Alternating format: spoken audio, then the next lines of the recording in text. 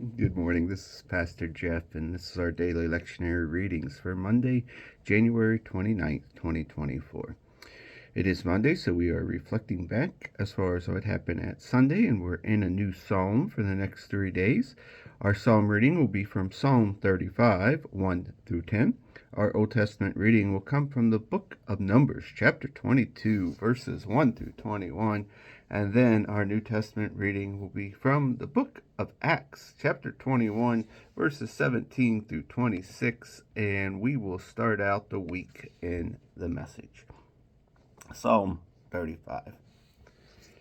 Harass these hecklers, God. Punch these bullies in the nose. Grab a weapon, anything at hand. Stand up for me. Get ready to throw the spear. Aim the javelin at the people who are out to get me. Reassure me. Let me hear you say, I'll save you. When those thugs try to knife me in the back, make them look foolish. Frustrate all those who are plotting my downfall. Make them like cinders in a high wind, with God's angels working the bellows. Make the road lightless and mud slick, with God's angels on their tails. Out of sheer cussedness, they set a trap to catch me. For no good reason, they dug a ditch to stop me. Surprise them with your ambush. Catch them in the very trap that they set, the disaster they planned for me. But let me run loose and free, celebrating God's great work. Every bone in my body laughing, singing, God, there's no one like you. You put the down and out on their feet and protect the unprotected from bullies. Our Old Testament reading comes from the book of Numbers 22, 1 through 23.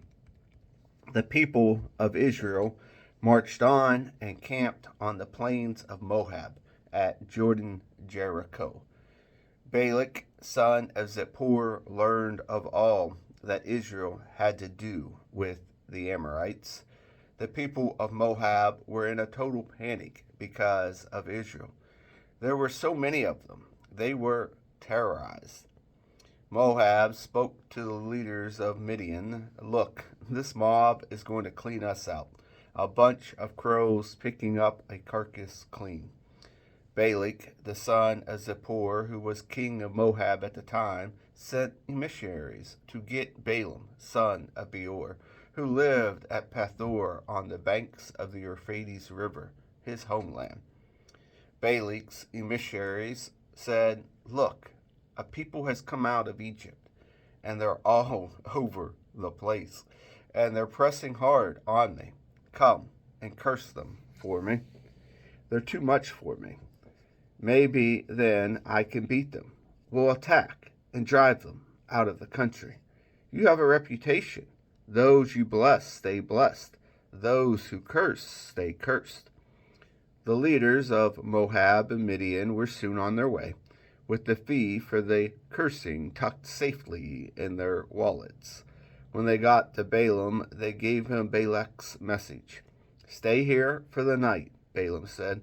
In the morning, I'll deliver the answer that God gives me. The Moabite nobles stayed with him. Then God said to Balaam, he asked, So, who are these men here with you? And Balaam answered, Balak, son of Zippor, king of Moab, sent them with a message. Look, the people that came up out of Egypt are all over the place. Come and curse them for me. Maybe then I'll be able to attack and drive them out of the country. God said to Balaam, Don't go with them, and don't curse the others. They are a blessed people. The next morning, Balaam got up and told Balak's nobles, Go back home. God refuses to give me permission to go with you. So the Moabite nobles left, came back to Balak and said, Balaam wouldn't come with us. Balak sent another group of nobles, higher ranking and more distinguished. They came to Balaam and said, Balak, son of Zippor, says, Please don't refuse to come to me. I will honor and reward you lavishly. Anything you tell me to do, I'll do. I'll pay anything. Only come and curse this people. Balaam answered Balak's servants, Even if Balak gave me his house stuffed with silver and gold, I wouldn't be able to defy the orders of my God to do anything, whether big or little. But come along and stay with me tonight, as the others did, and I'll see what God will say to me this time. God came to Balaam that night and said, Since these men have come all the way to see you, go ahead and go with them, but make sure you do absolutely nothing other than what I tell you. Balaam got up in the morning, saddled his donkey, and went off with the nobleman from Moab. As he was going, though, God's anger flared. The angel of God stood in the road to block his way. Balaam was riding his donkey, accompanied by his 2 servants. When the donkey saw the angel blocking the road and brandishing a sword, she veered off the road and into the ditch. Balaam beat the donkey and got her back on the road. Our New Testament reading comes from the book of Acts, chapter 21, verses 17 through 26. In Jerusalem, our friends, glad to see us, received us with open arms.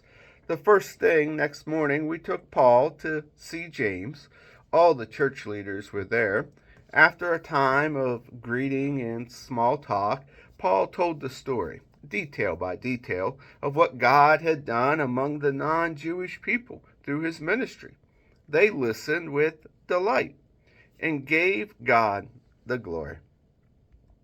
They had a story to tell, too.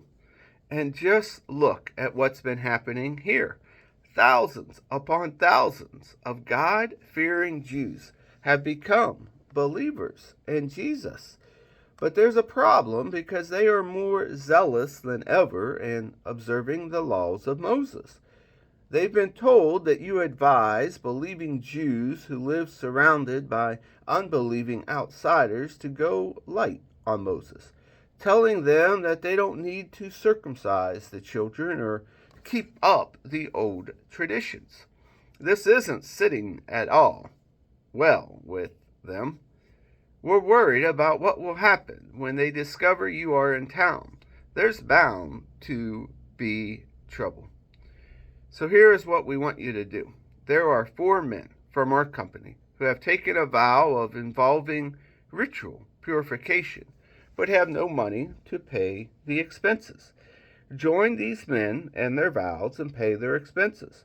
Then it will become obvious to everyone that there is nothing to the rumors going around you, and that you are, in fact, scrupulous in your reverence to the laws of Moses. In asking you to do this, we're not going back on our agreement regarding non-Jews who have become believers. We continue to hold fast to what we wrote in the letter, namely to be careful not to get involved in activities connected with idols. Do avoid serving food offensive to Jewish Christians and to guard the morality of sex and marriage. So Paul did it, took the men, joined them in their vows, and paid their way. The next day he went to the temple to make it official and stay there until the proper sacrifices had been offered and completed for each of them. And here ends our readings for the day.